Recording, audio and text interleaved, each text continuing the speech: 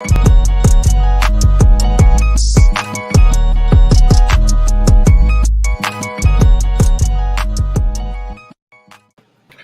is going on, everybody, and welcome back to yet another edition of Generational Sports. In fact, it's almost a special edition, Josh, because according to the ticker, now, are we totally sure this is our 100th episode? No. In fact, it might be a little bit more then, but also, Josh, we always say it might be more, but kind of awkward. I went onto our podcast page, Apple Podcasts, where, you can listen to us and leave a rate and leave a comment and all those good things. And it says that we only have 86 episodes. Well, you think that's impossible. That may just be 66 or 86 uploaded on there. I might have slacked off a couple weeks, but I feel like it's more than 100, right? Yeah, fresh cut. Well, you gotta think. We never counted our like. There's definitely a few episodes that we haven't uploaded on the pod. Right. So, I would also assume that it's probably even more than the 86. But, I mean, hey, listen. You simply just never know. Right. Simply never know. Anyway, listen. It's our 100th episode. Whoa! 100 episode special. It's not actually going to be that special. I'm kidding. Every episode is special with us. We do a great job. But yeah, 100 episode. Listen, I appreciate Unwrapped bringing us together and us doing this basically every week. Obviously, we've missed some weeks because of this, because of that. I appreciate everybody who ever tunes in, who has ever commented, who's ever interacted, given us a chance to do anything, liked a tweet, followed us on Twitter, you name it. And for all the fun that me and Josh have, Josh, it's been a pleasure doing 100 episodes with you, my guy. Absolutely. I mean, to think that what brought this all together was us arguing over Cam Newton, it's just poetic that that's how it all started. I feel like it's been probably around 120-ish episodes. I feel like it feels pretty big. But since we've started numbering them and keeping track, this is 100. So very special. I mean, 100 great episodes, some great conversations, great moments throughout, and many more to come. This is just a milestone. Exactly. I mean, hey, listen, we're not even picked up by Barstool and things of that yet. I mean, we're just basically just getting started. I mean, speaking of Barstool, I was watching a video because I watch Will Compton's Bussin' with the Boys stuff all the time. And they had some people on, they were like, yeah, this is our 300th episode. They're like, wow, you've done 300 episodes? And they were like, no, we started at 212 just because that's just such a random thing to do. Interesting development. I mean, hey, just gets you immediate credibility. Yeah, who wants to start at 1? You're at 212 already. Yeah, I mean, listen, realistically, this is our 700th episode. We just, including all the texts me and Josh sent back, we just didn't want to, make the number that big, you know what I mean? Mm-hmm.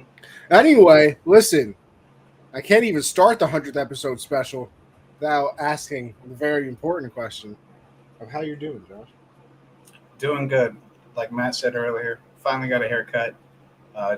Feels really nice not having a long hair in this heat. Yeah, you know what? I think I've come to realize too, this is the length I like. I think that's a nice length. I usually get it down. It's here. We get a little bit of curl action on the side. It gets real toasty, but I think I look the best with this length. Yeah, you look clean. What say you're too nice. How are you doing, Connie? Oh, we're gonna get to it in the MLB world, but my boys have made some moves today that I am happy about. Now, could things have gone better? Yeah, but I am still very happy with what we've done. I was going to call you Tony. I was going to call you Tony and do this, but I didn't. How you doing? You know what I mean? But, so we'll get to it. But, listen, nothing to complain about. I got Renegades were finally back last week, worked Saturday, Sunday. Got to see Jason Dominguez play. One of our big prospects. I think he's our. He might be our third-rated prospect, I believe. They called him up to high A, so I got to see him play a couple games. He's struggling right now. I think he was like 0 for his last 20, not gonna lie. Mm. And then his last at bat on Sunday, he hit a double. The center fielder honestly just lost it in the sky and it bounced right in front of him and ended up being a double. But hey, when you're struggling, a hit is a hit. Yeah, So I think he did pretty well on the road trip before he came home because this was his first series at home.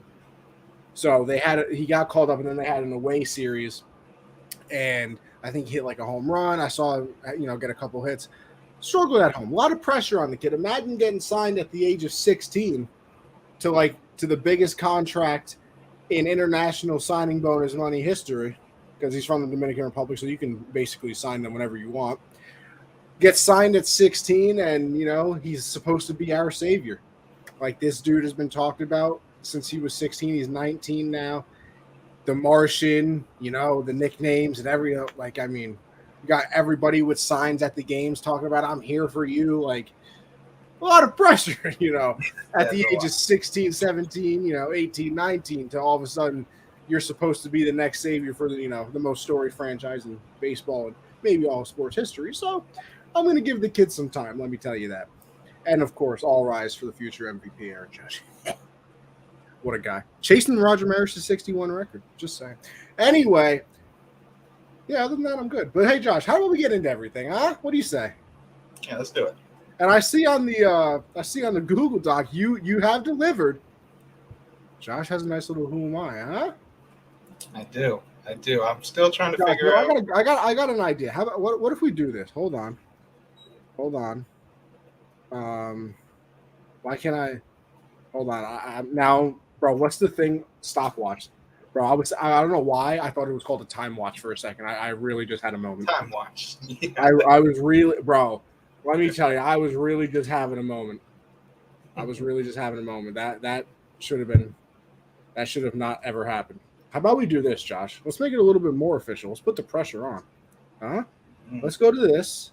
Let's go over here and share the screen. How about we do a nice little online stopwatch? See how long it takes me to get this. Huh? How do we feel? All right. So, are you going to start when after I give the first hint? Yes, first hint is when I'll start. All right. I'm trying to figure out how I want to start it. All right. I was drafted in 2006, and I'm a 5-time Pro Bowler. 5-time Pro Bowler, 2006. Not active. Honestly. I would assume. I don't even know who was drafted that late. I'm not good with these dates. All right, I'm gonna need more. I played defense, and I spent my best years in the AFC West. AFC West on defense? I say I was too early, right? Yeah. Okay. Hey, look at this, Callum. I appreciate you, boss. Hey, appreciate Callum, you gotta get on the show, brother. What are we doing? You just chilling in the living room right now, Callum? I mean, hey. Come on. I haven't even had you on the show yet. Appreciate you though, boss. Bro, in the AFC West? I'll give you another hint. Okay. Pass rusher. I'm embarrassing myself right now because I can't think of anybody. Well, last week I didn't get Fred Warner, so I don't think. Yeah, Fred Warner was. Is this now? We're talking notable player. I should know this. Yeah. You would. Yeah, this guy. I mean, yeah. During his time, you know this player. You know who he is. All right. So you said his notable time was there. How about the teams he's played with, though? He has played for. I'm gonna call it 2 teams. Okay. The Denver Broncos and the Baltimore Ravens. See, I wanted to go with DeMarcus Ware, but that's not it. The Broncos, and you said who? The Ravens. And he made Pro Bowl and All Pro with both teams. So he kind of And you said it's a pass rusher. pass rusher. I mean, we're over 2 minutes here. I mean, this is. Is there anything else that doesn't just fully give it away? I mean, I don't even know what else I could say. His first name is a very famous singer. Oh. But seeing this last name gives it. Is it Elvis Dumervil? It's Elvis Dumervil, yes. Wow.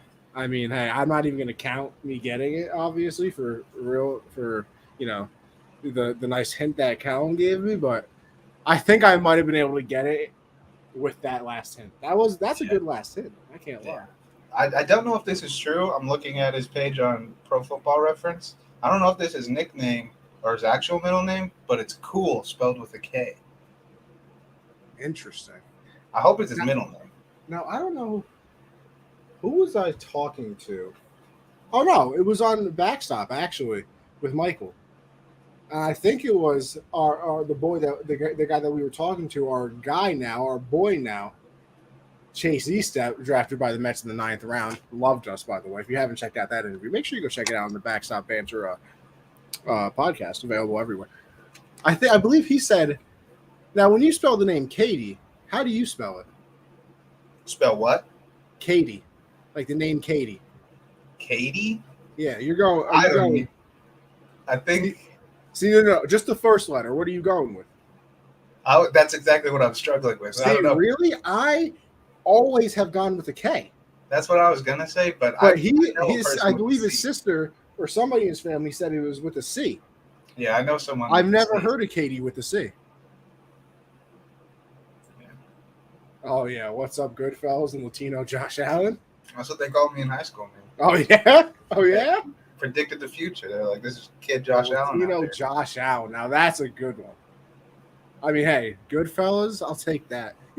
Speaking of that, we're losing too many of our Italian actors over here. Tony Sirico. Did you ever finish Soprano? No, you didn't. So you haven't even experienced the full greatness of Tony Sirico. No, I really haven't. I actually watched an episode the other day. I was just chilling, but I still, like, even when I was watching it, I'm not fully, like, into it. Like, I want to continue. Josh, can you hear the absolute fuckery going on outside of my window right now? What? The absolute noise that's outside my window right now? I cannot hear it now. Wow, this microphone really is great. I mean, I have it. Secondly, I have this microphone on the directional, so it's only supposed to, direction, because it is very loud outside of my window. I have no idea what's happening right now. Literally no idea. It sounds like someone's power washing. It's 7:18. Go to bed. Anyway, how about we get into everything else? Huh? Let's do it. UFC 277 recap. I was working on Saturday, so I did not get to see everything. I did see. Actually, I saw most of the. Actually, I lied. I think I saw the full main card. I believe I did. Yeah, I think I saw the full main card, actually. So I didn't see any of the prelims. I don't know if you did.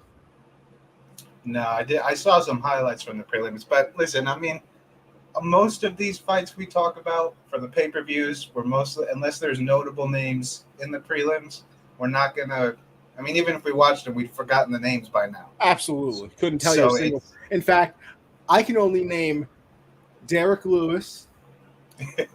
I don't even know who he fought against. Can't remember. Sergey Pavlovich. Okay, great.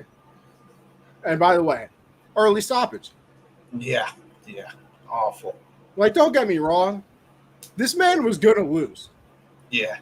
Like, I think Derek Lewis was absolutely going to lose. But, I mean, you got the Black Beast. That's the nickname. Yeah. In Houston. And he was standing up. Yeah. And I mean, I did see some arguments, notably our Alec Carr, MMA, MMA show host, said he only got up so easily because the referee was already, kind of taking him apart.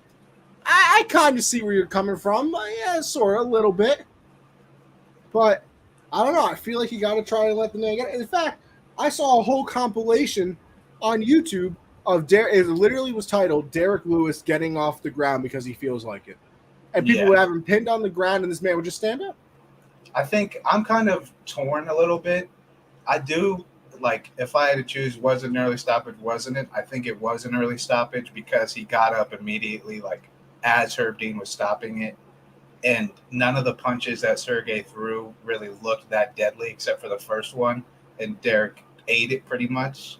Don't worry, Vic. We're going to get there for you, boss. Yeah. Well, I missed that fight too. So. I'll give you a full recap. But I get why he stopped it, because if it's like a lightweight or a featherweight, you kind of let them ground and pound.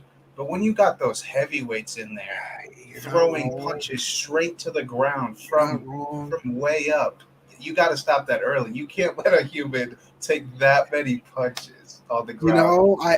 You make a great point. It is a little bit different.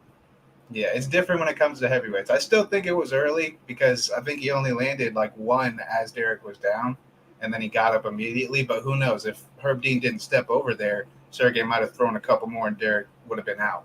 So who knows? I just wanted to see more of it because they were both throwing. They were throwing. I don't think it was Herb Dean. It wasn't Herb Dean? No, wasn't it that tall, white, bald dude? Big John? Is that his nickname? Oh, yeah, Herb Dean. Yeah, that wasn't Herb Dean. What's his name? By the way, I feel like the UFC is the only, did Aaron Judge hit another home run? No, it was a double off the wall. God damn it. Anyway, I feel like the UFC is the only place I know referees' names for a good reason, by the way. Am I wrong here? No, definitely. Like the UFC, I feel like everybody loves Big John. Everybody loves Herb Dean.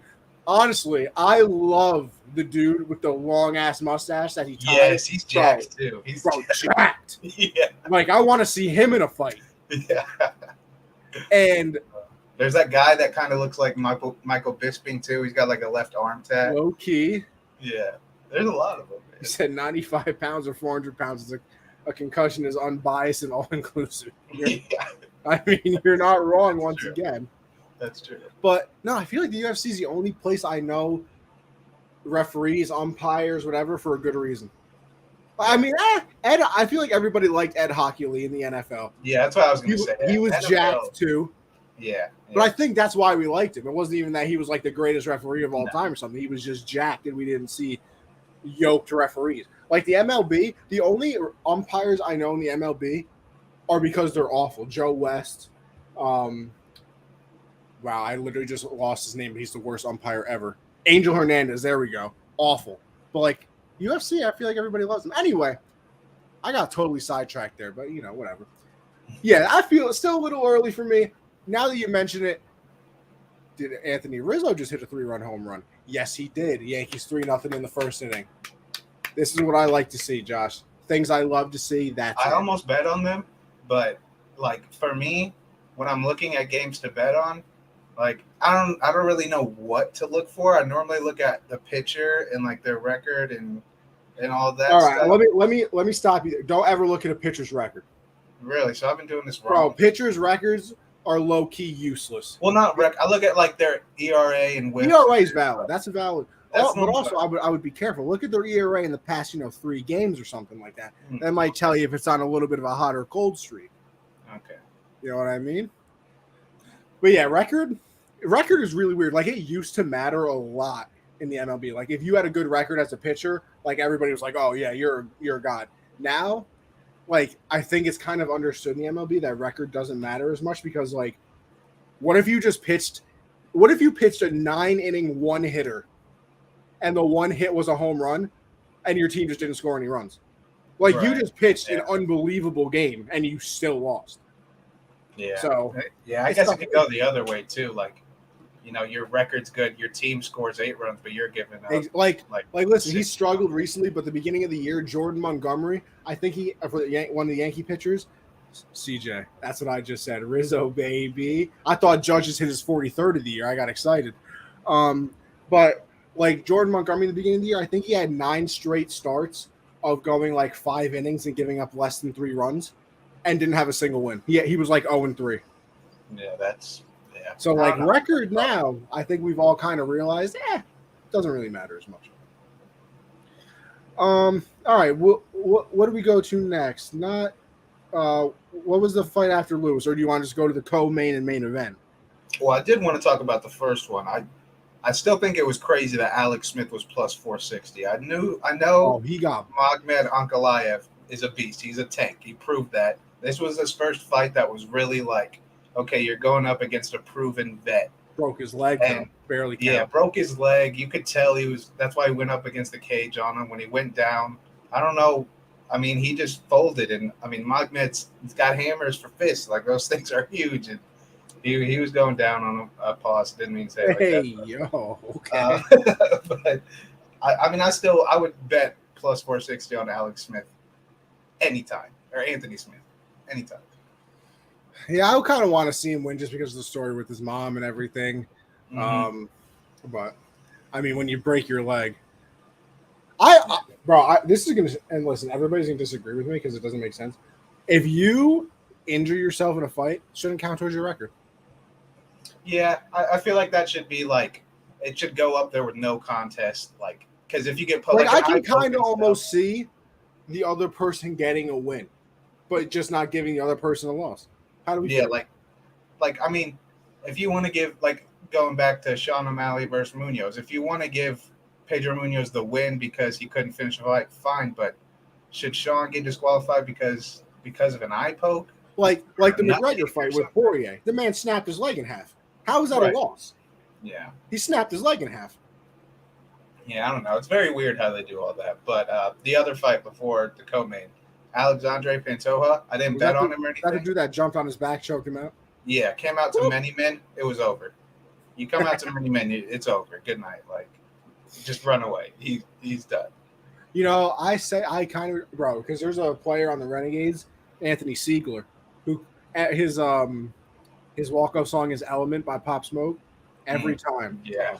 He comes up, I'm in the booth like this. Hey. So I don't, you know, there's certain things. What would it be? What do you think your walkout song would be? I mean, I don't know. I think because I want it to be like something hype, like obviously. So maybe like Icon by Jaden Smith. That's a very like if I'm trying to get in the zone for something. That's what Michael B. Jordan did for Creed. The first. Is that Icon Living song? Yeah. That song gets you hype. I might go with that. Many Men might be just to go. Yeah. Like how could it not be? I don't know what mine would be. I feel like now you know what? I will say to the death of me that Believe Me is the hardest Drake and Wayne collab of all time. It's better than it's better than Motto. It's better than I think Hell Yeah, fucking right. Might be my personal. Listen, also great. Have you bumped Believe Me recently? No, not in a while actually. I haven't listened. Go back and listen to Believe Me. And the way that Drake pops off and then Wayne just comes, bro, those first two verses back to back from them, unbelievable.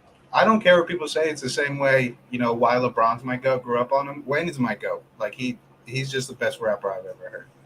Just me personally. Didn't grow up. I still argue that Drake got the best longevity of anybody. Yeah, I mean, nobody could go up with Drake. I don't think anybody goes hit for hit with Drake. Nah, not in terms of like numbers and like just the song. Nah, I mean like put him on a versus. Like who could even? I have a playlist of like 45 Drake songs, and they're all bangers. and I've missed some. Like, did you like his last album? Did you like that? Did you like that album? You did.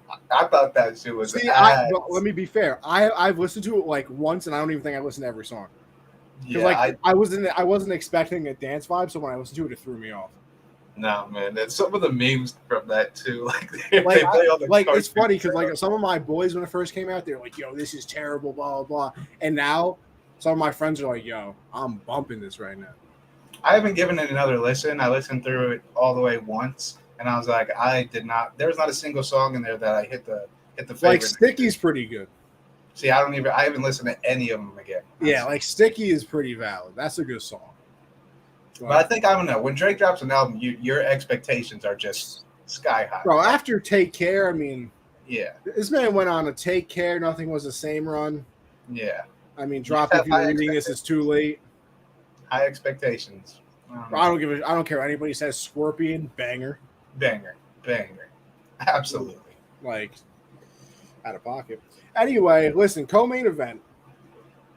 Kai Kara-France and Mr. Brandon Moreno. What is it? What is his nickname? The Baby Assassin? I actually was going to bring that up. That is like... No, it's the Assassin Baby. Yeah, I think it's so close to being like, what the hell? Like, Baby Assassin? Terrible nickname. Assassin Baby? Hard. Like Assassin Baby, I'm still kind of lost on it. I don't know how I feel. It's baby face. So let me tell you something. He does not have a baby face, though. Yeah, he especially does. with his ear, disgusting, bro. That was the only thing I could look at in the like the build up to the fight. Like I watched the bro. He came out like he was on a mission. No, but like the press conference the day before the fight, like I'm just staring at this man's ear. It's this big. I'm like, bro, cauliflower ear. Nah, you got the whole tree. Yeah, no, that's like one rule. Like, if you're ever gonna you're about to fight someone like in the streets or something, if they got cauliflower, you don't. No, yeah, like, don't even bother. Why would you ever fight them? You gotta know your like surroundings sometimes. Yeah. Also, let me tell you something. You want to hurt somebody, just smack him in the ear, just like that. Bam.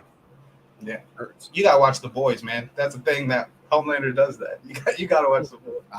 Bro, I keep going on Amazon Prime and like, you got it, dude. You'll love it. You'll love it. I know I will. That's the thing. I know I'll like it, but I just haven't done it.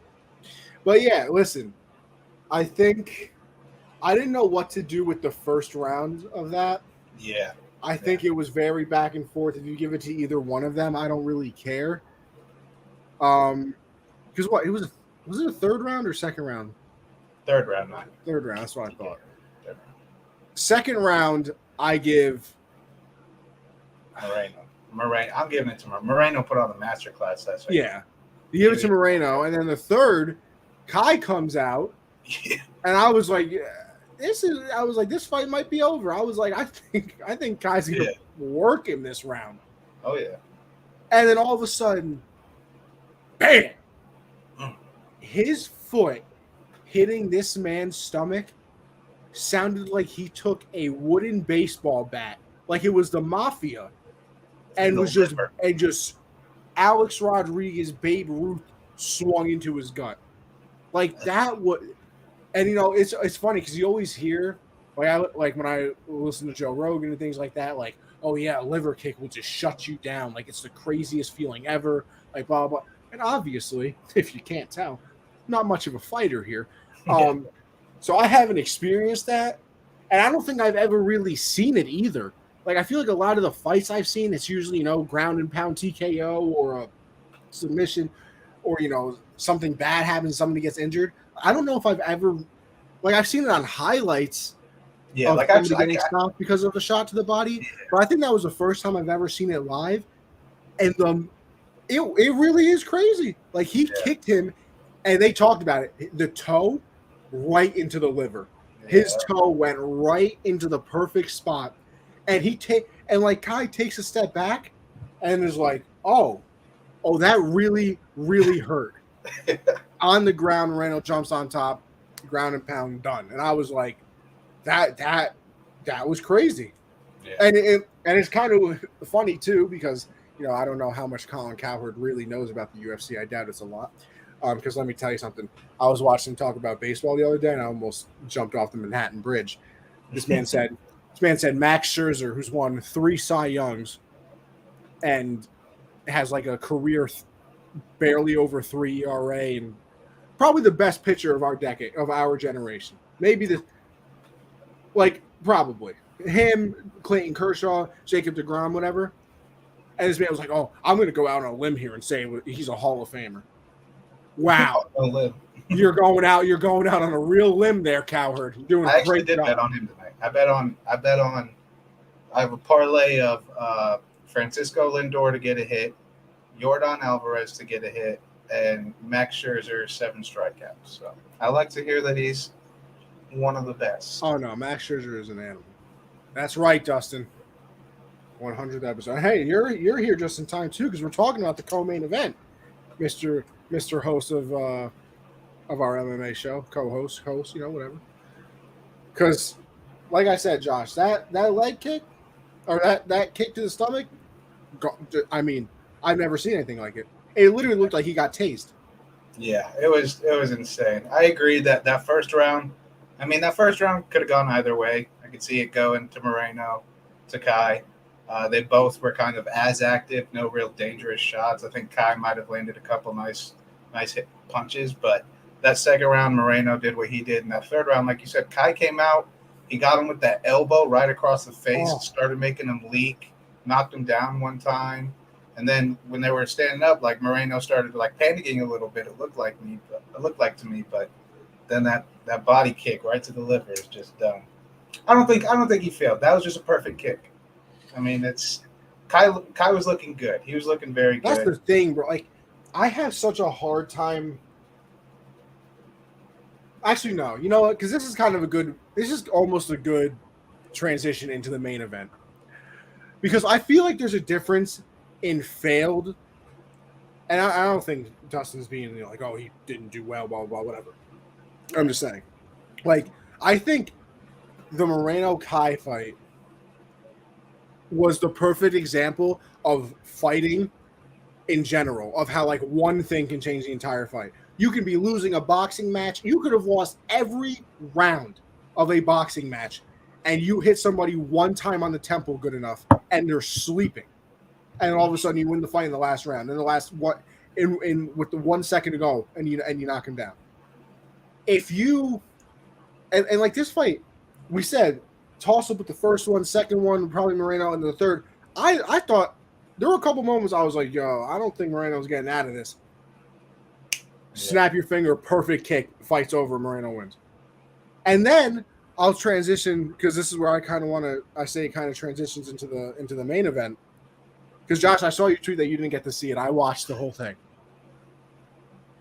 That was a failure out of Pena to adapt. Like, that was, like, pure domination, not even close. Kyle will be back great Fridays. Tough Moreno just got him. It's going to happen just about every fighter unless they're first 5-round fight. And I mean, he was about to take that third round. Who knows what he would have done in the last two? It's just get hit with a perfect kick. That's how it goes. Yeah, and then because like if you go back and watch the Pena fight I've been looking for it, dude. Can't find it. Yeah, I've been searching. Gotta ask Alec. Ask Alec on the WhatsApp. He might have something for you.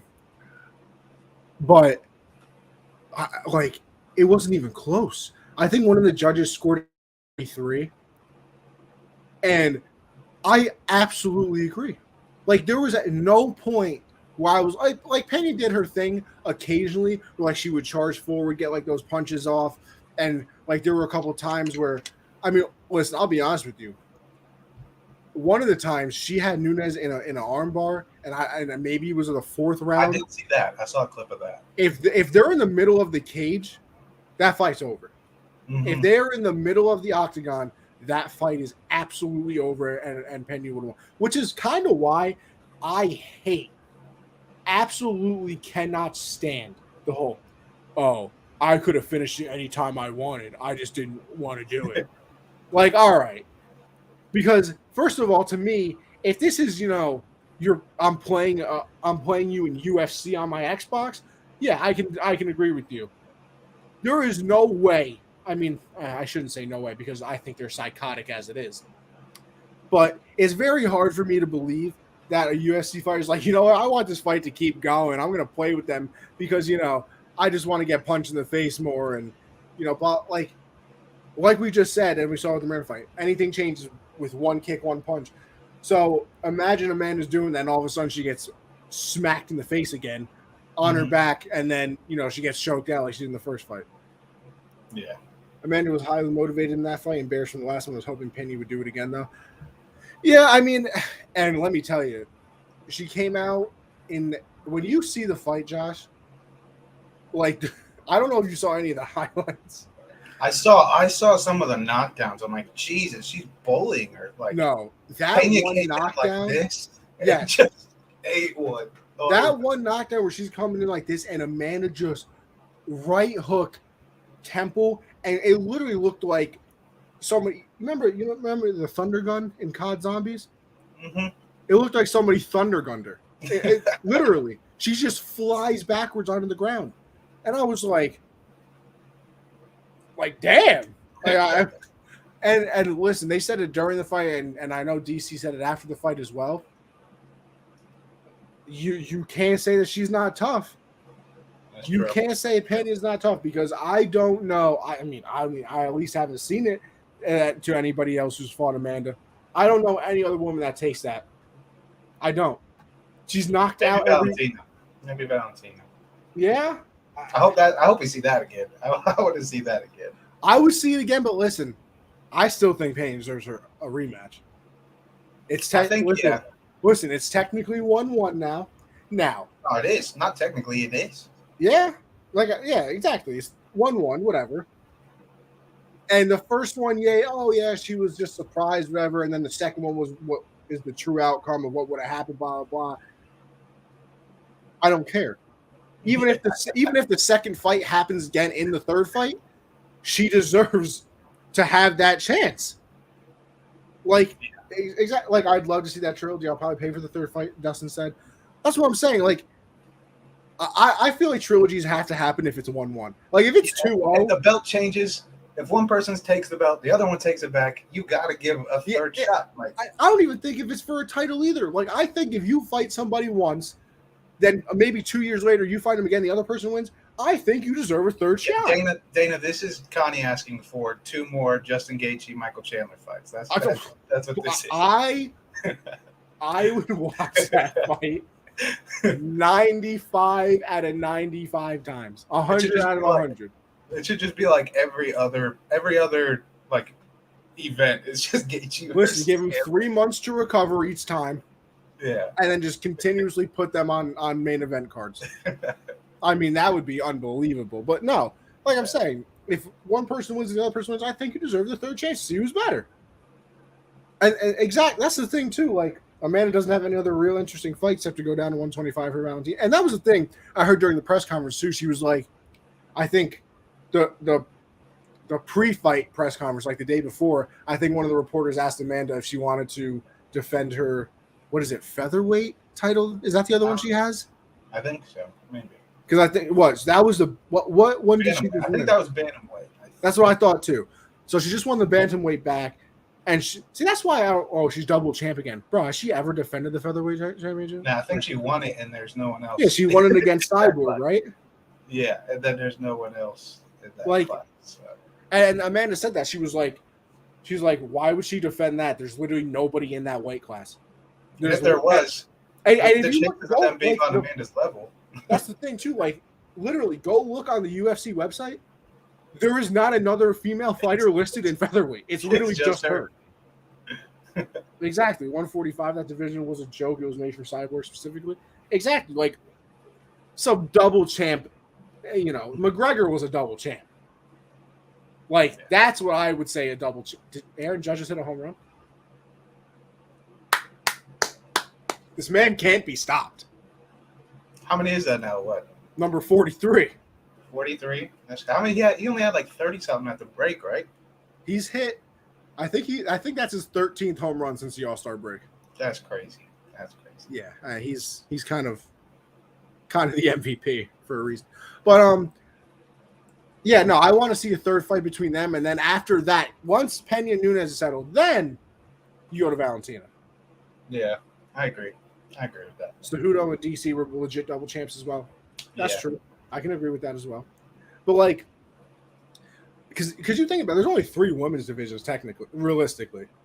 Yeah. There's I don't even know what the one is Rose strawweight. Is that what that is?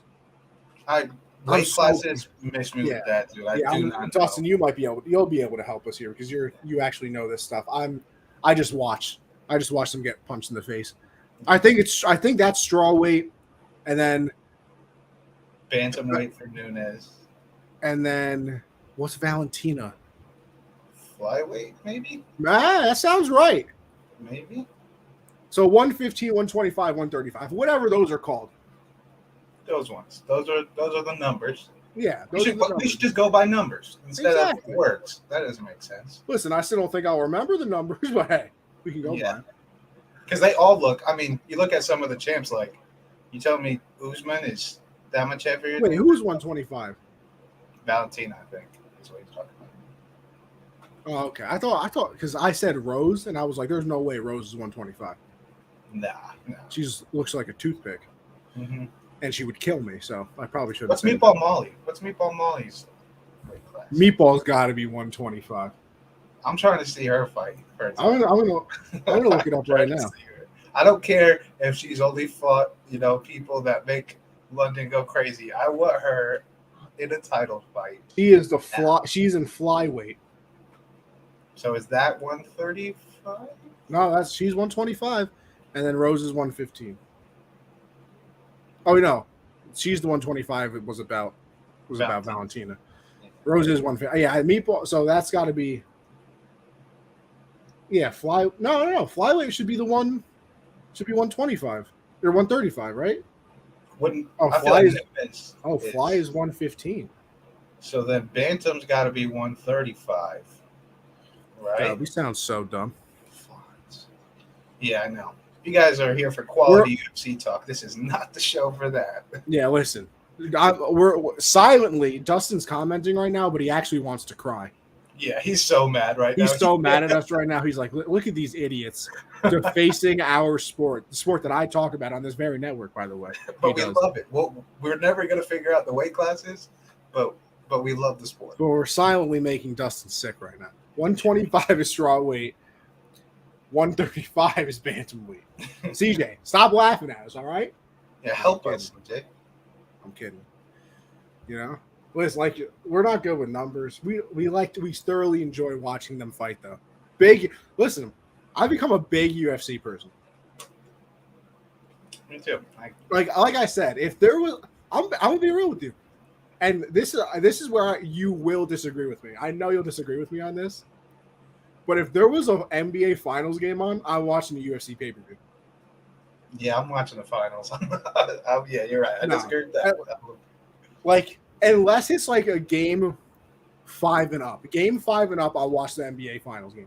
Well, I don't know. It would depend on... all right, game 1 or UFC 280. If it's game 1, Warriors Celtics, something like that. But, if it was 2018 and it's LeBron versus the KD Warriors, I'll skip that game. All right, what if it's 280? Like UFC 280. Is that the one with Usman that's stacked? All right, yeah, when it's an all-time card, then it's... What about all-time card versus Game 7? Game 7. I could catch some of the fights. I gotta have 2 screens. I was gonna say we live in a 2-device. Yeah, I'm not. This is a 280 for the W, bro. I can't wait for that. That card is ridiculous. Insane. Can I say something about that card real quick? And I bet a fighter on that card. And don't get me wrong, I love Sean O'Malley.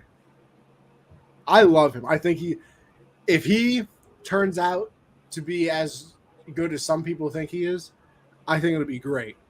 Because imagine a world where because him and Patty aren't in the same weight class, right? We can't do this. We're not doing this. All right, listen. Let's pretend that they're not in the same weight class. If they are, then we'll pretend that they're not. And if they aren't in the same weight class, then this analogy works fine. Do you imagine a world where Sean and Patty were champions at the same time? That'd be crazy. See? All right, so look, they're not even in the same weight class, so we're good. A world where Sean and Patty are champions at the same time. But let me say this, and Dustin can correct me. Why do I have a slight feeling that Sean is very overrated? I think we love him so much. I disagree. I think he's going to get smacked against Piotr. I think he's had a weird... It's hard to judge him because he has that injury against Cheeto, and then after that, he's just dominating guys. And then that you don't really know what to take from the Pedro Munoz. He goes from Pedro Munoz to, guy who just held the belt for a while. He was low-key losing the Pedro fight. But he was finding his groove. It was very early in that fight. It was only second round, right? Like early second. I believe, but hey, that's only 3 rounds. You better find that groove quick, boy. He finds it late. He always does. That's how he usually wins that stuff. Is with shots late. But I don't know. I think it's hard. I think Piotr's going to kill him. Like I think That's he's what I'm going to saying, kill him. though. But I mean, I don't know. I could see Sean because we've seen him have devastating punches and knock people out. So we'll see. I don't know. Yeah, I agree. I agree with this. I agree with this very much. I think the fact that he's not like, oh, I'm here to murder you, whatever, Khamzat Chimaev, I want to kill everybody. He's more like, yeah, I'm gonna go in there, throw a few punches, shoot a jump shot after I get a win. Like he's different. He's not. Is it bad? Is it bad that I like the I want to kill you more? No, I like that. I want to kill you more too.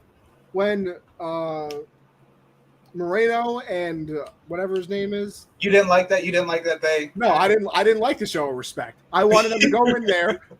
No, listen, I wanted them to go in there. You want WWE, Cuddy. I am. Bro, I grew up with, Shawn Michaels and The Undertaker. Yeah. Yeah, no, I love that too, but... I wanted him to go in there and be like, yo, I know that, I won again. I had the interim, but I'm gonna kill you. You know what I mean? Yeah, not everybody can be. Dustin agrees with me. Yeah, I mean, well, no, I think he's talking more about Sean. Like he's cocky. Like he'll tell you he's going to beat everybody. Expels fights and gets you involved. Yeah, like that's what I'm saying. Like to me, and listen, maybe I have some therapy issues I need to seek out. It's very possible. I am much more interested in a fight where they absolutely despise each other. I am too.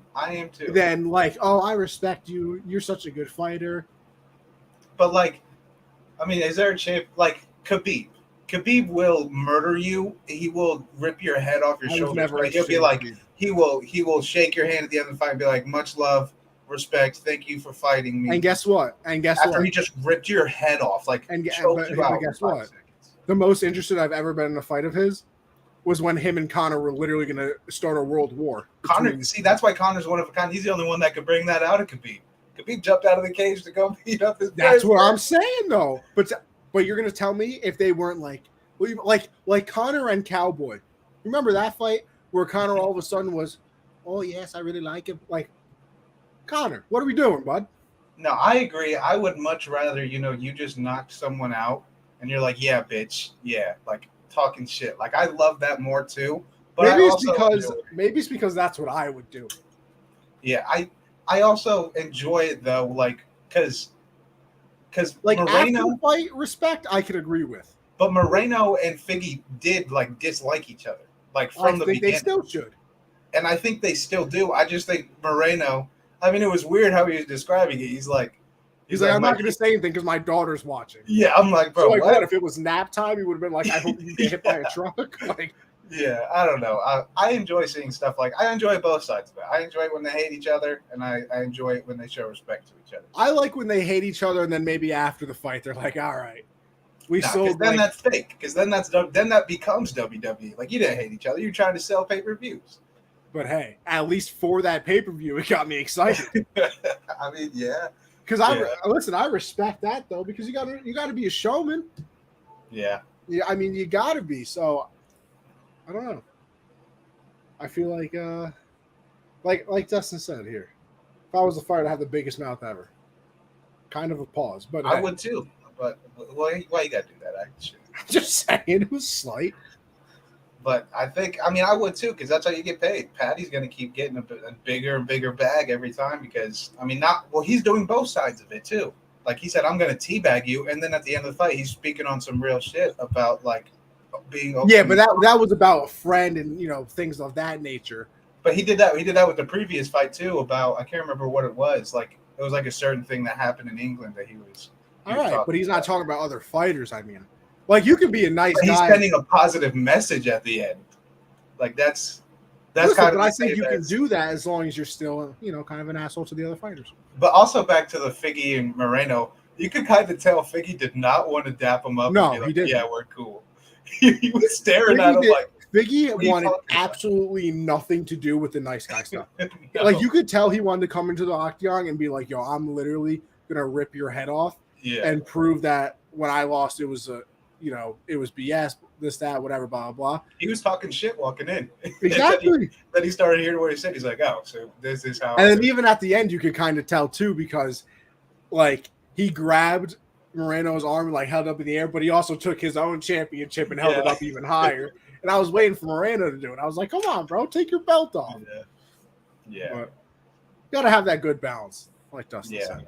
Yeah. Listen, we spent a lot more time on that than I thought we would, Mm-hmm. but that's fine with me. Fine with me. I love the UFC now. One of my favorites. And what about this? You want to go to this Santos and Hill preview No, prediction? I don't because Dustin's here, and I don't want to try and act like I know anything. Yeah, I don't. The only thing I know is that Jamal Hill, his last fight against Johnny Walker, where he turned him into like a plank. Like you remember that knockout where he just like leaned forward, fell back. That's Jamal Hill. He did that to Johnny Walker. So I'm excited to see him fight because Thiago Santos is a legend. So that should be a good fight. Somebody just got thrown out of the game. What happened? Oh no, we got a pitch comm issue. Never mind.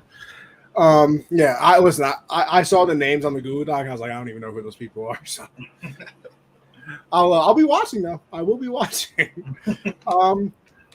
Hill is a big young up and comer. Okay. Yeah, he's like 10-1 or something crazy. Took me a like he second. did Johnny Walker. Johnny Walker was the favorite, and that man got stiff as a board, bro. He could not move. Crazy, absolutely crazy. Josh, how about you? I like this little topic that you put in here. Usually we skip the MLB part until this year because Josh, big MLB. In fact, I even saw your tweet. It was like gun to your head. Could you name 10 MLB players? You said before the year, no. Now, absolutely. So Josh has a little thing here. His favorite names in the MLB. I'm curious to hear this.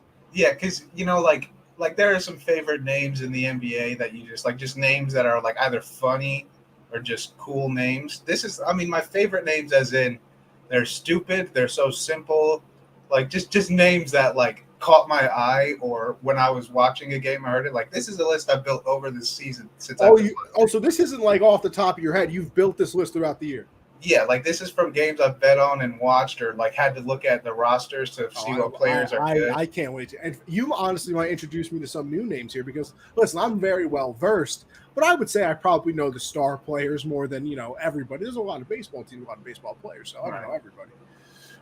Yeah, but the first name, well, actually, just to get it out of the way, Jazz Chisholm is my favorite. Of course, favorite name. Actually, second favorite. I'll tell you my favorite one. The very end. It's so funny. It's the funniest name I've ever heard. I'm trying to think of some weird names that you would like.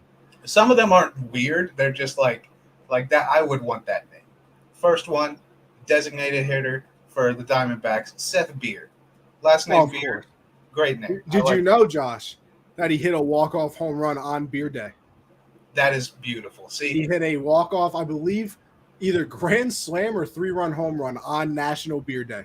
When you have cool like last names that like are something, it always works out like that. Like one time it's going to be like, if your last name's a Tiger, you're going to have an interaction with the Tiger one day. It's just like Tiger Woods has probably met a few Tigers. It's just happened.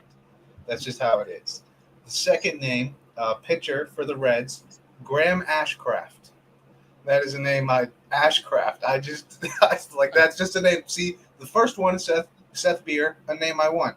Ashcraft, not as much. I don't know if that's something I want. That's just not a good combination. Yeah, I can sense a lot of spin-offs of that last name in high school. Yeah. Another pitcher for the Reds, Nick Lodolo. I just like the way I like that name, Lodolo. That just comes out of the mouth. Okay. Pause. This guy, I think he's a pretty good player. CJ Cron. I like that name a lot. Cron. I'm going to call him Cron. Okay. Sounds way cooler. That's fine. Sounds way cooler. He is very good. You're right. Very good. This one is kind of just so simple. And when I heard it, like I didn't know if it was his name, like if it was two people. Is a left fielder for the Rockies, Connor Joe. Okay. Just two first name guys are just always so funny. Connor Joe. Like also might be the whitest name. Yeah, possible. Just the craziest name.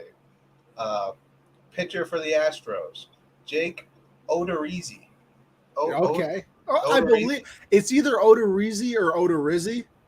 So I can't really tell you which one it truly is, but That's one of those. That's one of those names where just the way it looks, I really like. I can appreciate I that. really like the way it looks.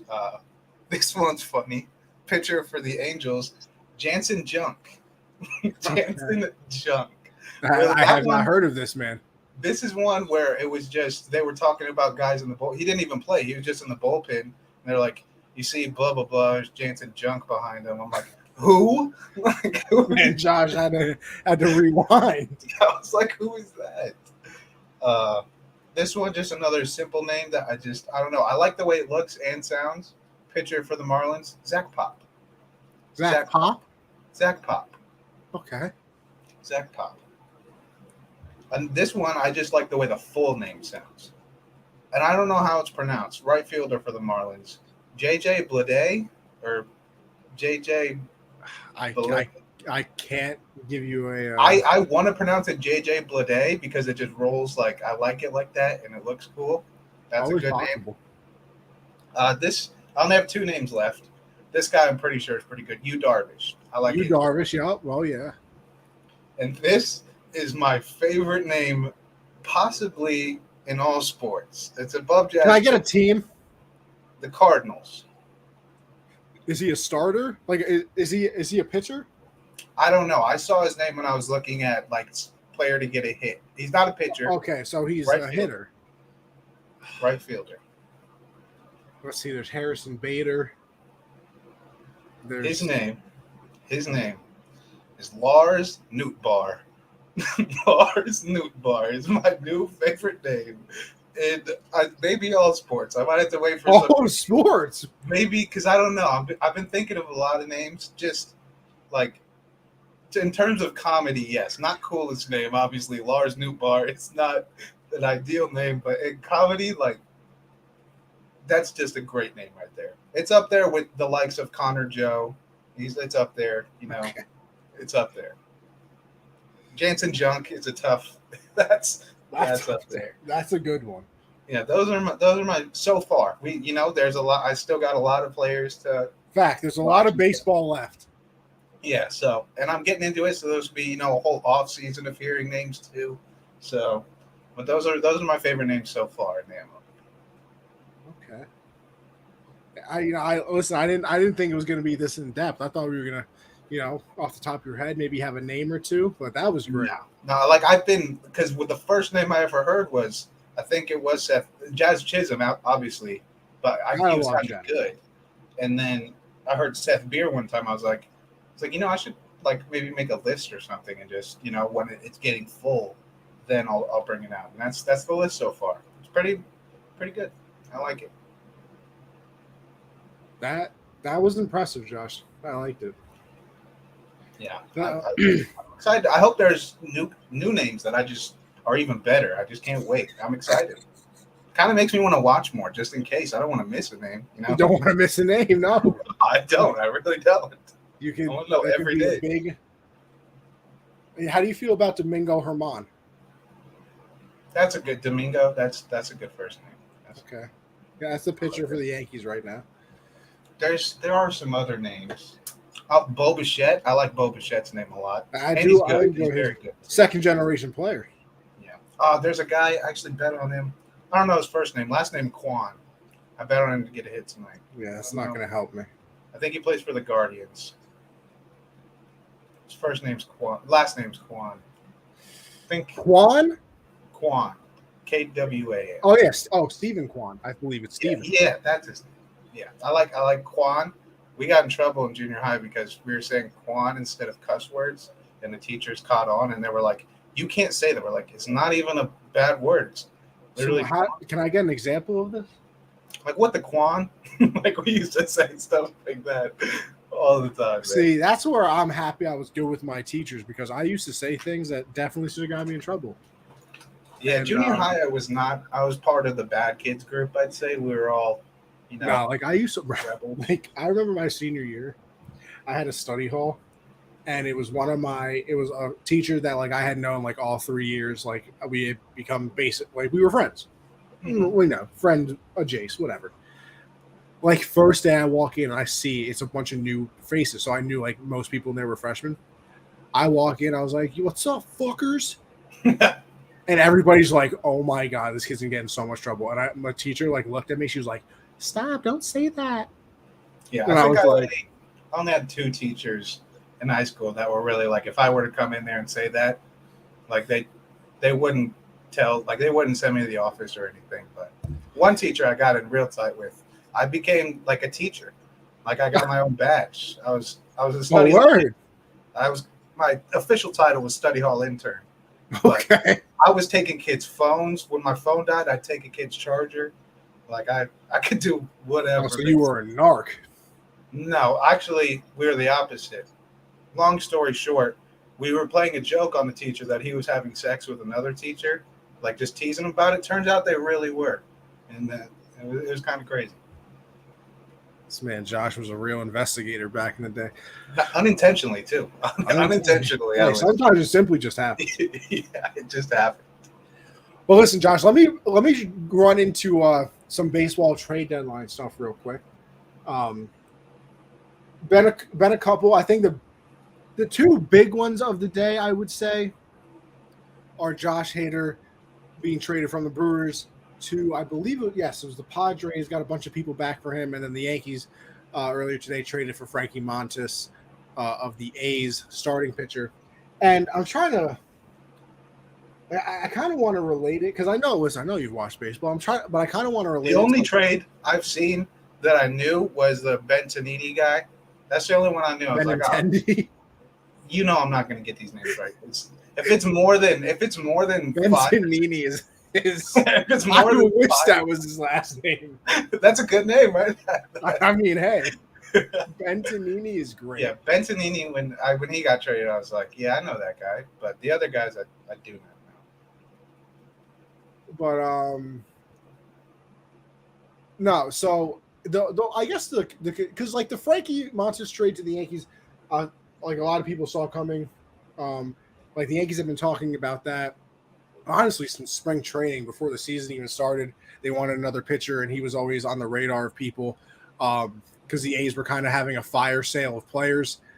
I mean, they traded everybody at the beginning of the year. They traded Matt Chapman. They traded Sean Manaea. I want to say they traded somebody else as well. And obviously now they trade him. They're terrible. They play in front of the A's have like 3,000 fans at their game each day. Like it's abysmal. Like their stadium is the worst in the MLB. I hope that they just get moved to Vegas. I really do. So everyone kind of saw that coming. The Josh Hader one is very confusing to me because Josh, I think, I mean, anybody would understand this. The Brewers, who traded away their closer, made the All-Star team this year, has been absolutely unbelievable. Has had a terrible month, though. I'm not going to lie. I think he's blown like 2 or 3 saves. He's just been awful. He was awful in July or June. No, July. That was last month. I'll say last month. How about that one? He was awful last month. But they're in first place.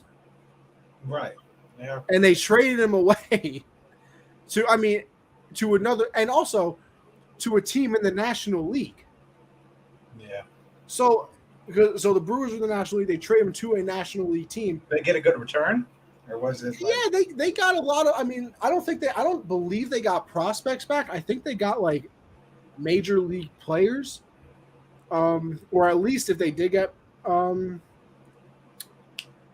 players back, they weren't like top tier prospects. You know what I mean? Mm-hmm. So it was just kind of weird that he ended up getting traded. Like I don't think a lot of people saw it coming. At least I would say. I'll try and see. I mean, I will say this: they got I believe it was the Padres closer back in the trade, so they kind of traded their closer and got another closer back. And then they got 2 pitching prospects and an outfielding prospect. So it's just kind of, and he's also only 28. So are they like banking on this isn't just a bad month, he's just bad? Like he's I guess.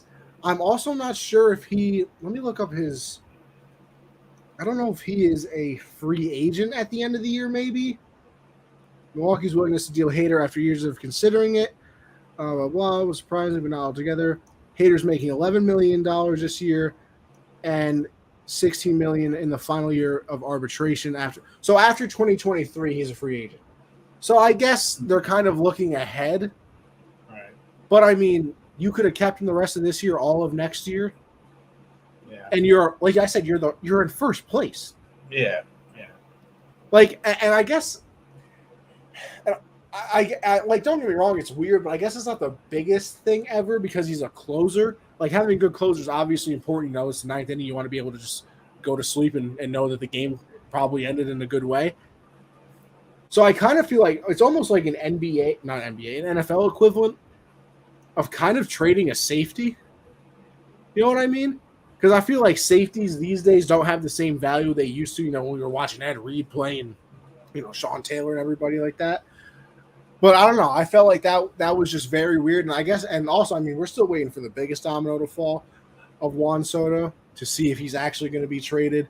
I guess the Cardinals are the favorites to trade for him right now. I saw on Twitter that they made very aggressive offers for him, which, I mean, listen, whoever gets him, you're basically trading for like Hank Aaron and people of that nature at 23, because that's like those are the same numbers that he has. Like some of the all-time greats, he has equivalent numbers to them, and he's, I want to say, 22. And I think he won't be 23 until next year too. Like, he doesn't turn 23 like later this year. No. He turns 23 next year. So everybody's waiting to see if that trade is going to happen. I'm very intrigued, but trade deadline is tomorrow. I believe it ends at 6. So listen, we won't be able to cover it here, but Backstop Banter on Thursday with me and Michael, we will be able to break down all of the trades that happened. Now, with that being said, let's move on. We'll transition into the NFL because I think the big news of the day has come from that side of the sporting spectrum, I'll say. And listen, you kind of you've seen it trending all day. Only 6. That's kind of been trending all day. Only 6. And that would be in regards to the suspension that Deshaun Watson got. I think the accusation was like, it might have hit 30, or it was at least minimum of 24, I want to say. But 6-game suspension is what the judge ruled for Deshaun Watson. And it's such a bad look. Yeah. Like, Terrible. it's so bad. And I don't know how you fix it either. Because I was watching Pat McAfee today. And the thing with this is the first time this new system has been in place. Because you remember the old CBA, Goodell was judge, jury, execution. If you did something, even if you appealed it, I think you still went back to Goodell. So, you know, everybody obviously hated that. So this is the new system where they get an independent person, both sides argue, and then blah, blah, you come to an agreement, whatever. But apparently, Goodell can still bring this to arbitration somehow and be the judge, jury, and executioner again. So this is where I'm a little up in the air about it. I could almost see him doing it, but not in this case. Can you imagine the first ever case that this new CBA agreed to, that, you know, we're going to have an independent judge do it. You know, we're not going to do it. No. And the first case about it, Goodell comes out and says, nope, I changed my mind. I'm judge, jury, execution, and we're giving you 12 games. So I don't think it's going to happen, but I mean, like 6 games just doesn't look good now. Obviously, listen, we're not going to get into everything, but there were no, I guess there wasn't, criminal charges. 2 different juries freed him of that, and see that's like the one thing. Like when I see people trying to justify the 6 games, like on Twitter, they're like, but like multiple judges and juries, like. Yeah, because we all know the American judicial system is never wrong. They always get it right, and we're 100%. Yeah, never missed. It's so annoying that's their only argument. Like 20 plus people, like the only reason nothing's happening with them anymore is because he gave them all a bag to go away. Like that's all it's been. And the New York Times, I believe, found out that he had talked in like a year period or something like that to 66 different massage therapists. And within his suspension is you can't go to an outside masseuse, like so you have worries about him around those people. And it said the only person you can see is if it gets approved by the team.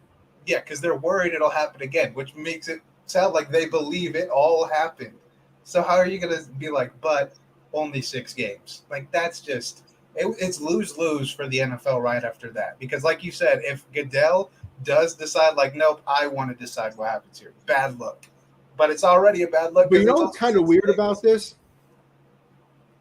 For one time, I think people might actually agree with Goodell if he did it. I think I might this might be the only time ever Goodell wouldn't be absolutely berated by fans. Because you can see it on Twitter and social media and the reactions of people all over. Like 6 games, people are not happy with. I thought it was going to be 10. Yeah, I said that before. I thought it was going to be 10. I thought they would appeal it, and then it would get taken down. But also, then I started to realize it wasn't going to be that long a couple days ago. Because did you see the statement that they put out?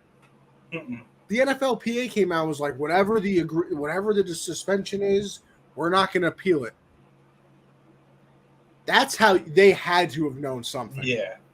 Because there is no way that they would have said that if you're telling me right now, if it ended up being a 2-year suspension, a year suspension, they would be like, all right, fine, judge, you made up the ruling.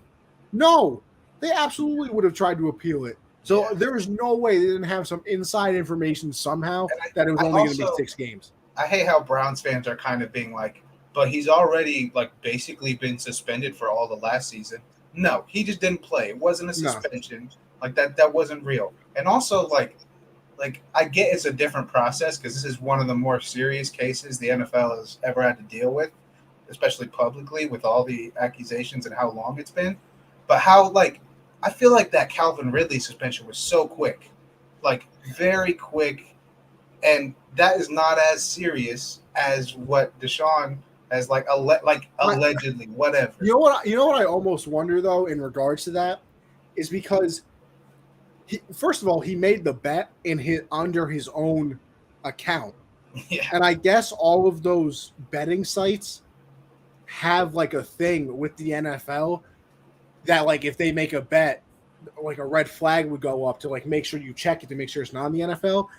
Mm-hmm. So like I wonder if like they saw that it's clearly written out, you get suspended for this long if you ever make a bet. Right.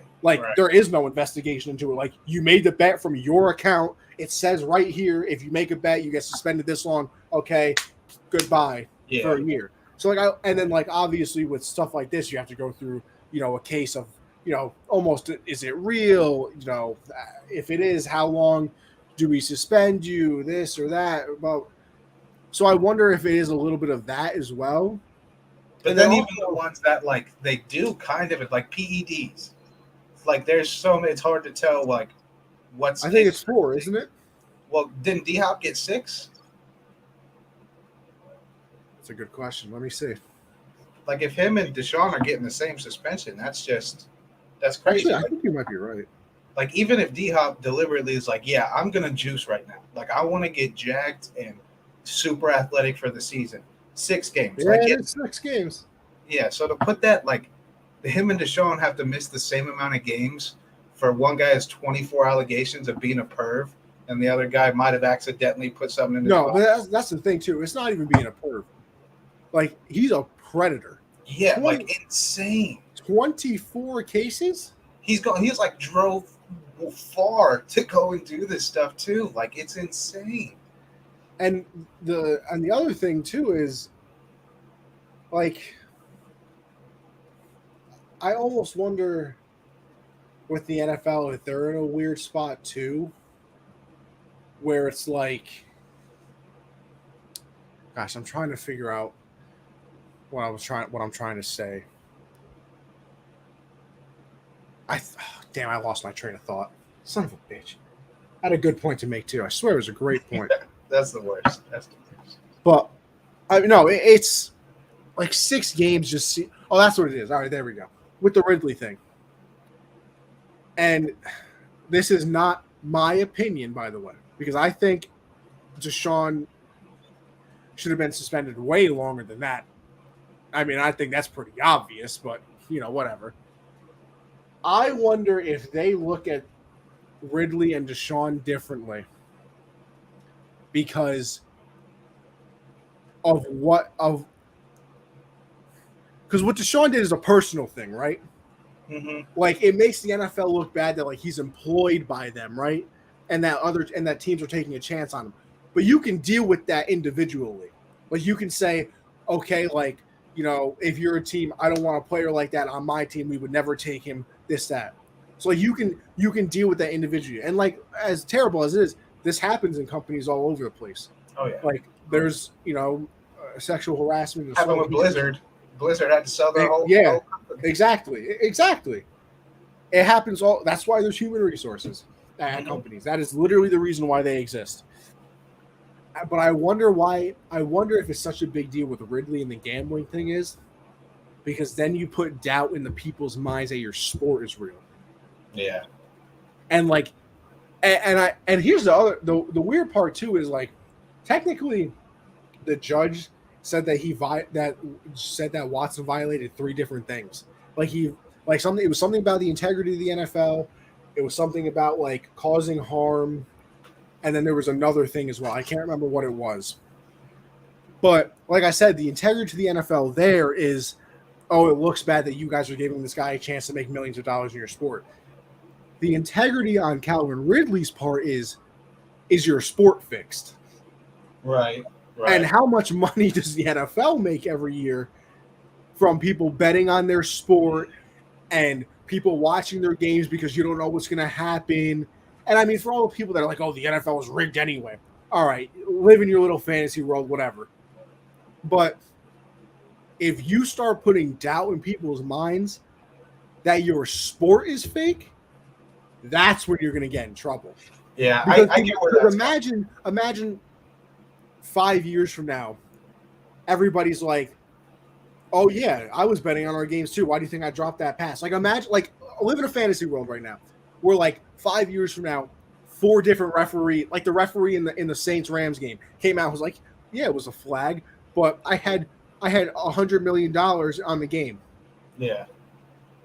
And because, like, from then on out, every single time something happens, it's,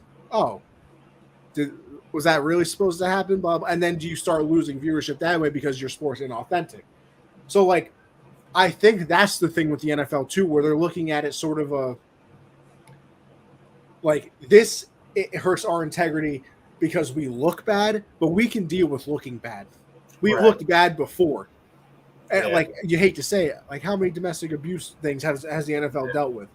Yeah. And like I'm saying, I'm not saying that it's good. I'm not. Right. It's awful. Right. But, like, how many times have they had to deal with that? That it's kind of just like, okay, we're going to take a hit in the public. People are going to say this about us. And then the season's going to start and everybody's going to be like, oh, my God, football's back. But if you all of a sudden have people saying, like, oh, your sport isn't – the outcomes aren't real, then it's like, okay, I don't know. See, I get that more. Like, who was it? There was a guy in the MLB a long time ago that bet on Pete Rose, right? Pete Rose was – yes, Pete Rose was the manager of the Reds, and he apparently only bet on his team to win. Right, and he didn't win, and it wasn't every time he won the bets, right? It wasn't. Say that like again? he didn't win every bet he made. Like No, he I don't know the full like backstory of specific games he bet on this or that, but I would doubt that he won every game. And then even in the NBA, they've had a situation where a ref is involved with all that too. And even he like said he didn't fix games. He just like he would tell people like, hey, we know how this game's going to go tonight because like the league has told us these players need more calls. Like the league is doing it itself. Well, that Calvin one Ridley, I think was fixing games. So the one that was involved with like the mob. Yeah, but he wasn't actually fixing them. He was just telling people what refs know, which is inside information, which okay.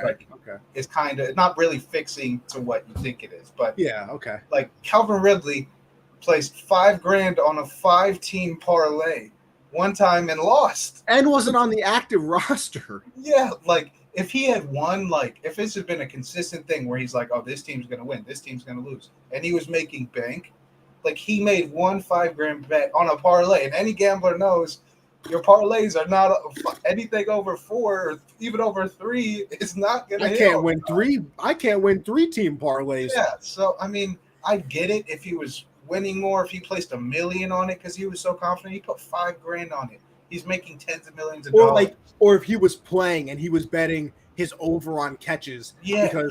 Because him and Matt Ryan were in on it together. Right. Like that's different.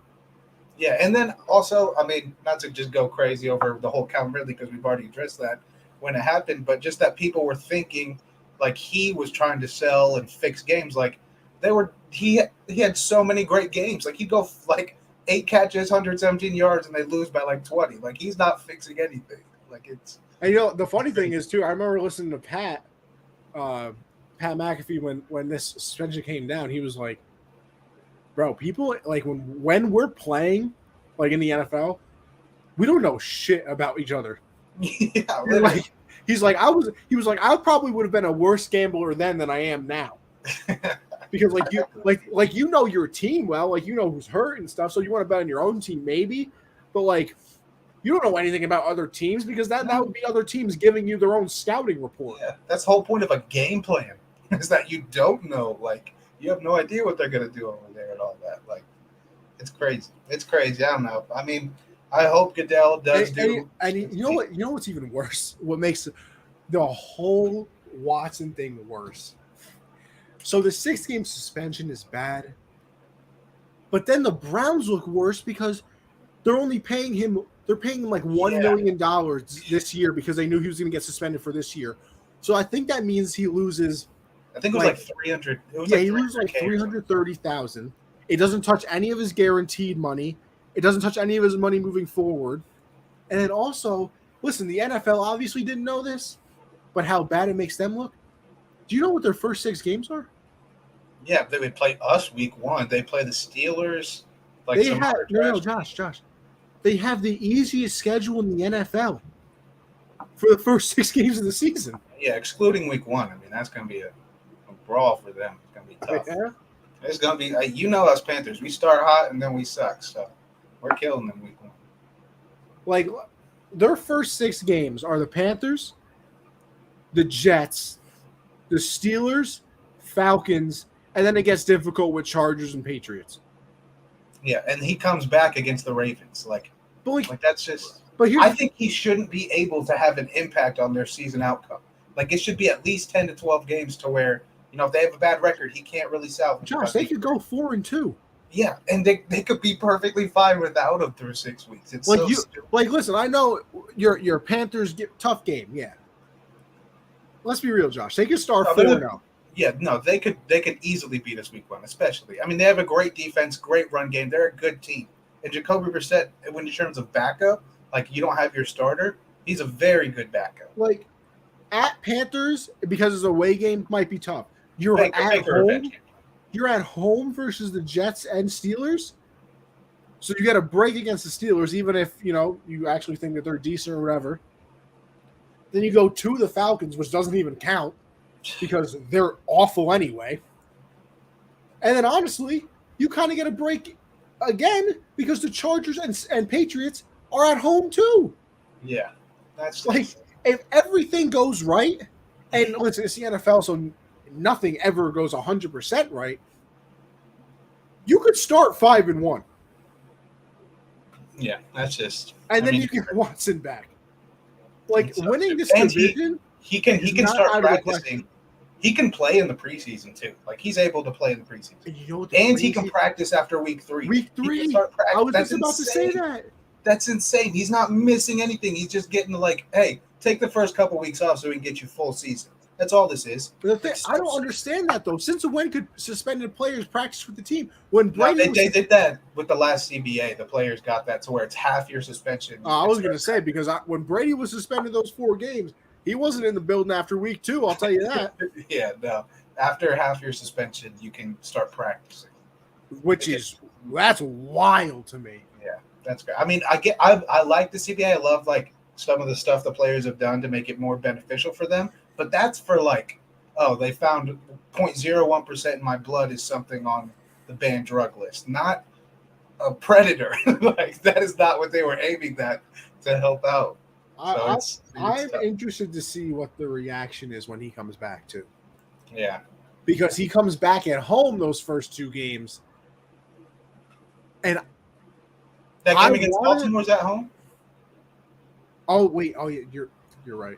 Because I think they said Baltimore is an away game. You're right. I was thinking of the Chargers and Patriot game with my stupid self. So that first game, I want to hear the reaction against the Ravens. I mean, he's going to get booed anyway because he's the Browns quarterback. But like, that might be you're going to have some protests. I'll tell you that. Oh yeah. You're going to have protests outside the Browns facility. I mean, the Browns. It's just crazy. Like how much fandom will make people turn into just the worst. Like they're cheering him on, trying to defend him. Like I get it, he's your quarterback, but he's a piece of shit. Like he's a piece of shit. Like, see, and that's the thing too. We're like, I think we're all. Let me not say all guilty of it because I don't want to, say that about everybody. But like, I guess I can say I am because I mean, listen, Chapman I believe like threw his girlfriend onto a bed of guns. Right, but you're not going out like, all right, guys, let's calm down. He didn't kill her. Like you're not doing something like that. Oh yeah, no. That's like the only thing I'm doing is when he's in the 9th inning, I'm like, all right, Chapman, let's get this save, baby. Right, like that. You're cheering on as a player. I'm not buying his jerseys and Browns fans on Twitter are like, none of them were actually proven though. 24 people, like you just think they're all lying. They all just chose Deshaun Watson. That is one hell of a game of telephone. That all of them can, get their story straight at the same time. That's just insane. But hey, we will see what happens. We'll see if the NFL wants to appeal the suspension, try and get it more. I don't know. I'm kind of intrigued because, like I said, this is the first time they've used the new CBA. So if it is the first time they use it, and then Goodell comes out anyway and is like, "Screw you, I'm changing the ruling." Believe it or not, I think Goodell would actually be kind of praised for it. Mm-hmm. But I also feel like it gives it a real bad look that the first time the new CBA is like ruled with, it's overturned. But we'll see what happens. We'll see. We'll move on because everybody made a big deal out of Kyler Murray's contract and the addendum that was put in it. Had to spend a certain amount of time watching film, and then they take it out. They took it right out of the contract. They made some BS statement that like, oh, we couldn't believe how much of a why even release that? They were like, we couldn't believe how much of a big deal it caused. It wasn't supposed to be taken like that. And blah. First of all, you made it a story twice. Yeah, because you made it a story that it was even in there. Then you make it a story that you take it out of the contract. So now that's the only thing anybody's ever going to talk about. But now they keep it out of they take it out of the contract. And the funny thing is that you put in here is allow him to play Call of Duty. But did you see the thing of his fantasy numbers after the new Call of Duty comes out every year? Yeah, did see that. That like the immediate game after his numbers drop off a cliff. Not a great look. I find that hilarious, by the way. Yeah, he went from like 25 fantasy points to like 16 after God gave out. Like it was something crazy. Tweet. But I think I mean, it's just you made a bad look even worse. That's just all they did. I mean, I'm always curious too, like when Ian Rappaport or whoever gets like inside information, if it's always directly from the team or someone like just always around the team, they get the information and leak it to them. Because like, why would in the first place you wanted that contract information to come out? Like, hey, our franchise quarterback who we just paid 160 guaranteed, we got to make sure he's watching game film. Like, why would you want that out there? And then See, that's the thing that I'm trying. Like, and they were once again they were talking about this on the McAfee show. Like, who leaked it? Because it doesn't make Kyler look good. No. So Kyler wouldn't do it, but it doesn't make the Cardinals look good because now they take it out of the contract. Yeah. So like the perfect world, nobody leaks it. Nobody even knows it's in the contract. Like, just move on. Like when you sign the contract, does it become like? Is it public information? I mean, because how do you get that? That's because it's got and it happened like was it the addendum is what it was called or whatever, like yeah, we found out about that like pretty quickly after the contract, like almost immediately after the number was announced. So it's like that was the thing too. It was Rappaport though. It wasn't like some random person read the contract. So like I assume it had to be leaked. Like these are Kyler's numbers after the new Call of Duty comes up. Tough. Not the best look. No. I think there's more pictures. Hold on. Let me see if I can. Let me go to the next one. Oof. Yeah, that is not pretty. See, this 2021 is real. That is not pretty. That doesn't. How 2021 go? That's not. It's not the worst. I would say 2020 was worse. Yeah, 2020 is probably. But I mean, really, that's weird though. I feel like he had a better start to the season than what that's really showing. He was my MVP through like 7 weeks. So good. And I mean, I think like a lot of people are also on him about when he said like I don't need film as much. Like he's a read react guy. Like he just does it. That's all he's done.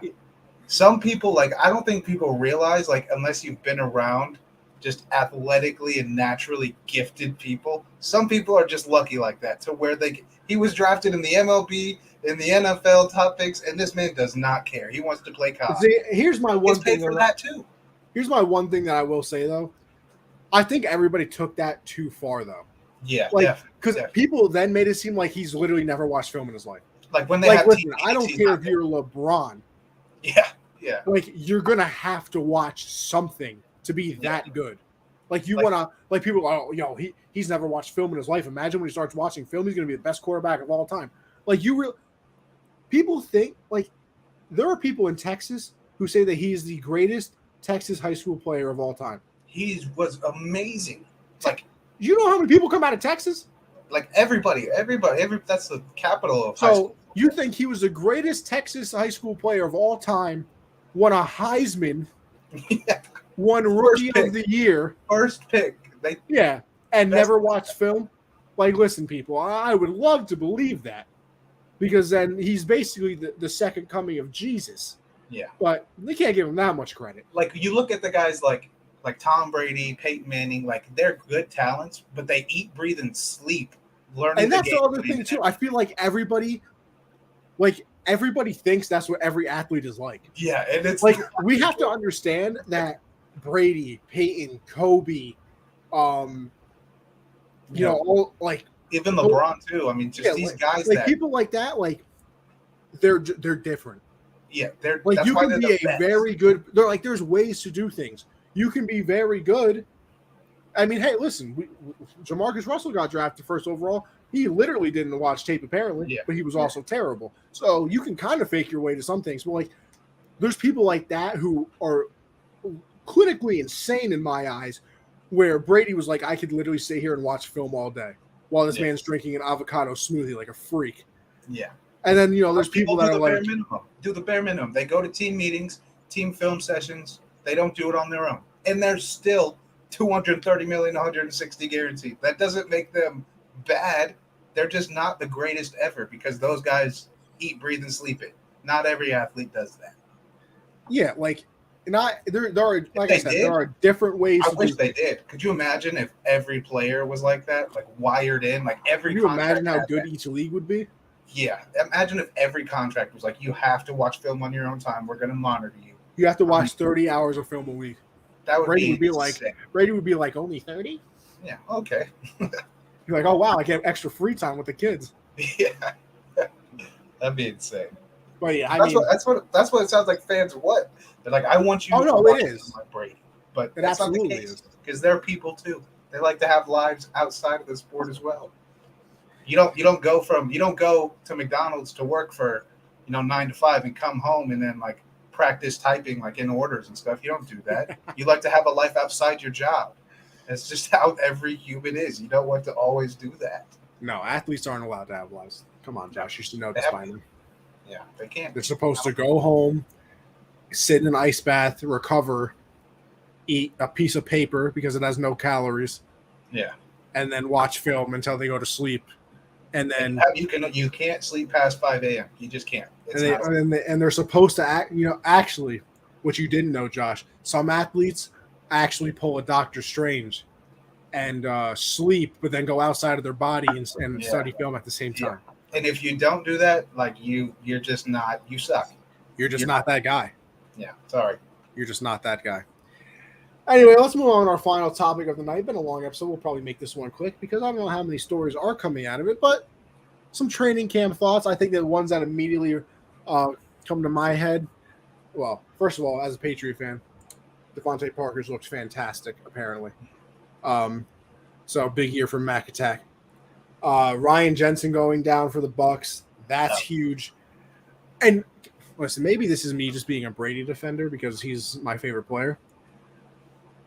Josh, and maybe but I feel like you'll also understand me with this. People are always like, "Oh, that's a big deal because Brady doesn't like pressure up the middle, up at his feet and in his face." Yeah. What quarterback likes pressure up in the middle of the field? What quarterback likes pressure at all? Like, who wants Exactly. anyone Like, in that oh, place? Brady really hates pressure up the middle between. No, really? I thought every quarterback All loved quarterbacks pressure up the love middle. Darius Leonard just in there. Yeah, everybody loves Aaron Donald pushing their center over and just right in your lap. Yeah. Like they say that every time. Like, oh, just get pressure up the middle on Brady. He's our normal quarterback then. Yeah, so are the other 25 quarterbacks, unless you're Lamar, who can see that and just run 900 miles an hour out of the pocket, or Kyler, who can scurry away, or Russ or somebody. Like, oh, get him pressure up the middle. Wow, what a game plan. If only they thought about that for the last 22 years. Yeah. Anyway. But I heard their backup is, like, they like their backup a lot, so that's I have heard that as well. The only other thing outside of the Panthers that I've heard, saw Josh Allen fighting his defense. Yeah, Josh Allen fighting. I like that. I like that. Talk that shit, give this space. Like, I love that stuff. But for the Panthers, like, all I've seen so far is Matt Corral is really good, and Baker and Sam are not looking great. That's all. Matt Corral's already taken. Josh, I never told you this. I got to tell you this. A girl I know that I'm friends with is at Panthers training camp. She's doing something with Syracuse. She's like one of the reporters down there. Yeah, I'm jealous, man. I live so far away from even being to go there. Maybe I'll see if she can get you an autograph. Hell yeah. But the quarterback situation, like there are three ways I could see it going now that Corral is playing good. Baker starts week 1, sucks. Darnold comes in, sucks. And then Corral comes in and he's just there are a lot of similarities between like two of our quarterbacks, very similar to Drew Brees. I'm just saying. Baker's career path so far, very similar to Drew Brees. Matt Corral, quick release, number 9, very similar to Drew Brees. Okay. So we got 2 possible Drew Breeses. I'm not gonna say Sam Darnold might be Ryan Fitzpatrick one day. That's just the amount of teams. Well, I mean, Sam just the amount of Darnold. teams he'll be on, I think. I still think my favorite clip from Colin Cowherd is when they hired Adam Gase and drafted Sam Darnold, and there's a clip of him going, "Where do I buy my AFC Championship tickets?" Yeah. Oh my God. But I mean, I think either Baker is good and he's a starter, turns into Drew Brees, and we win a Super Bowl in year 9 of his career.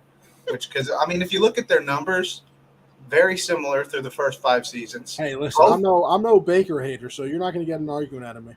Both left their team. Drew Brees left the Chargers after a shoulder injury in his 5th year. Baker had a shoulder injury last season. Honestly, it's a spitting image. It left. And then, 3-4 seasons later, they won a ring. So you could say Baker's a little undersized. Yeah. People would say that. His arm's not the greatest. People would also say that. But 4-year window here. It's giving me chills right now. 4-year window until we got 4 years till the Panthers are putting up the Lombardi. So just be aware of that. Unbelievable. But no, I really like hearing that Matt Corral's getting second team reps. Send Sam's third string, bro. Just put him back there. Absolutely. No one cares about him anymore. You don't trade up to draft a quarterback and then trade for another one and still be like, but Sam's still got a shot. Like, no, he doesn't.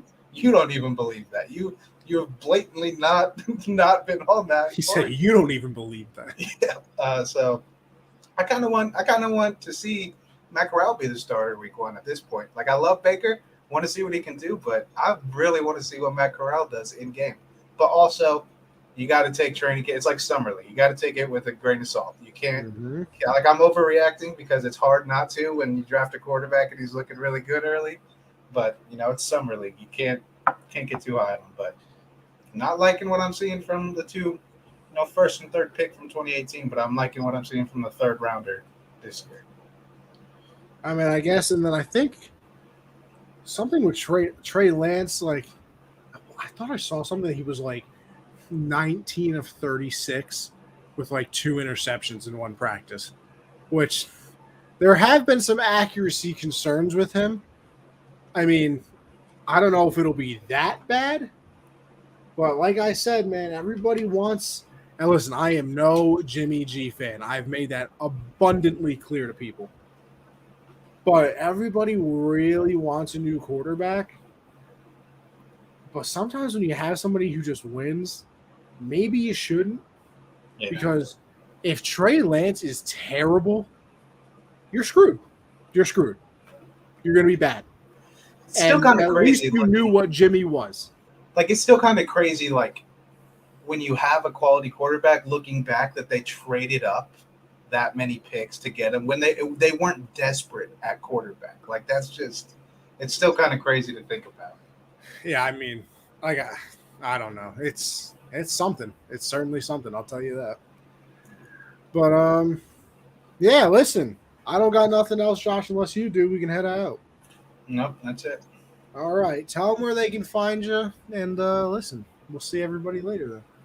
Yeah, follow me on Twitter at @JoeLynn_4. Make sure you go and subscribe to the YouTube channel so you can chat with us like everybody was throughout the show.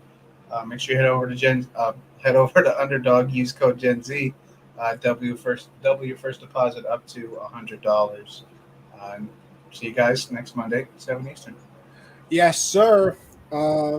As for me, Anthony Conover _ on Twitter for all my thoughts on everything. Obviously, like Josh said, make sure you're here every Monday at 7 Eastern when we do these shows. Actually, I forgot too, Josh. Hall of Fame game is this Thursday. Yes. Football's back. Football is technically back, people. And once football season starts, we really get rolling. We got the pick segment. We got jersey change-up will be coming back throughout the season. Okay. I'm waiting for that. I don't want to, I might have a couple new additions. We got put some respect on my name. Together we pray. We really break out the segments for football season. Speaking of football, Tuesdays is the hard count with me and CJ talking everything in the football world. And then Thursdays I do backstop banter with me and Michael, which is everything in the baseball world. All 3 of those podcasts, Generational Sports, The Hard Count, and Backstop Banter, are available everywhere that you listen to podcasts, whether that be iHeartRadio, Spotify, or Apple Podcasts. Obviously, you can always watch the replays, too, on YouTube. Make sure you subscribe to the YouTube channel, with that being said, Generational Sports, and Unwrapped Sports Network as well, so you can see everybody who's doing their thing over there. But with all that being said, I appreciate everybody watching, as per usual. 100 episodes down, 1,000 more to go. And listen, we'll see you next week for, Josh, 101 Dalmatians, I'll catch everybody next time. Peace.